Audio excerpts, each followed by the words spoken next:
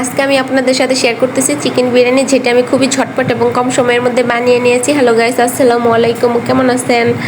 আমিও আলহামদুলিল্লাহ ভালো আছি। চলেন রেসিপিতে চলে যাই। এই তো আমি এখানে একটা প্রেশার কুকার বসিয়ে নিয়েছি, তারপরে সেখানে কিছু পেঁয়াজ দিয়ে দিলাম। এবার সাথে কিছু কাঁচামরিচও অ্যাড করব। এই তো কাঁচামরিচগুলো অ্যাড করে দিলাম। এবার এটাকে আমি খুব সুন্দর করে ভালোভাবে নেড়ে চেড়ে নিব, যাতে পেঁয়াজটা বাদামি রঙের হয়ে যায়। এই তো আমি খুব ভালোভাবে এখানে নেড়ে চেড়ে নিচ্ছি। এবার সাথে আমি 2টা তেজপাতা, 2টা দারচিনি এবং 2টা সাদা এলাচ সেট করে তারপরে এটাকে আবার ভালোভাবে নেড়ে দেব, যাতে এটার কালারটা সুন্দরভাবে চলে আসে। তারপরে এখানে আমি সবগুলো মশলা একত্র করে তুলে রেখেছিলাম, সেগুলোকে এক এক করে দিয়ে তারপর এটাকে ভালোভাবে নেড়ে নিচ্ছি, যাতে মশলাটা খুব সুন্দরভাবে তেলের সাথে মিশে যায়। এই তো দেখেন আমি এখানে ভালোভাবে খুব সুন্দর করে নেড়ে নিচ্ছি। এবার এটাকে একটু কষানোর জন্য দেব। এই তো মোটামুটি কষানো হয়ে গেছে। তারপরে এখানে আমি পানি দিয়ে দিলাম। এখানে আমি বিরিয়ানির মশলাটাও অ্যাড করে দিচ্ছি। এই তো দেখেন, এটাকেও আমি মশলার সাথে খুব সুন্দর করে মিশিয়ে নিচ্ছি, যাতে খুব সুন্দরভাবে মিশে যায়।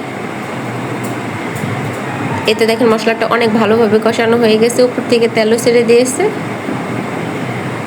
এখানে আমি মাংস অ্যাড করে দিচ্ছি।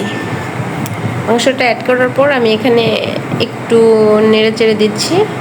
আমি প্রেশার কুকারে মাংস রান্না করতেছি, কারণ হচ্ছে যে আমি রান্নাটা খুব ঝটপটে করতে যাচ্ছি। বাসায় আমার ছোটো বাচ্চা আছে, তার জন্য। এই তো এখানে আমি একটু পানি দিয়ে দিলাম। এবার প্রেশারে ঢাকনাটা লাগিয়ে দিছি। এবার আমি অপেক্ষা করব সিটি দেওয়ার জন্য। এই তো সিটি উঠে গেছে, মাংসটা আমার খুব সুন্দরভাবে সিদ্ধ হয়ে গেছে। এই দেখেন আমি নেড়ে চেড়ে আপনাদেরকে একটু দেখিয়ে দিচ্ছি, খুব সুন্দরভাবে মাংসটা রান্না হয়ে গেছে। এটা আমি এক সাইডে রেখে দিব। এবার চুলায় আরেকটা কড়াই বসিয়ে সেখানে আমি পেঁয়াজ দিয়ে যে চালগুলো ধুয়ে রেখেছিলাম সেটা দিয়ে দিলাম। খুব সুন্দরভাবে এটাকে নেড়ে চেড়ে নিচ্ছি। এই তো দেখেন এটাকে আমি খুব সুন্দরভাবে নেড়ে চেড়ে ভাজি করে নেব। এই তো মোটামুটি হয়ে গেছে।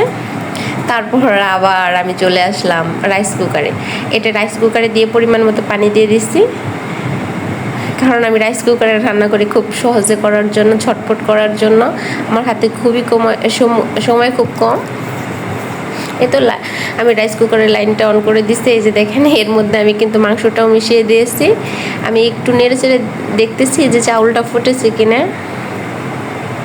এই তো দেখেন মোটামুটি হয়ে গেছে, আর একটু হইলেই হয়ে যাবে। এই তো আমি ঢাকনা দিয়ে ঢেকে দেবো এবং আর কিছুক্ষণ ওয়েট করবো। এই তো আমার বিরিয়ানির ফাইনাল লুক একদম পারফেক্ট হয়েছে। আমি এটাকে দেখতেছি এবং একটু নেড়ে চেড়ে নিচ্ছি। এই তো দেখেন আমার বিরিয়ানিটাকে আমি এখান থেকে তুলে নিচ্ছি এবং একটা প্লেটে ঢেলে নিচ্ছি।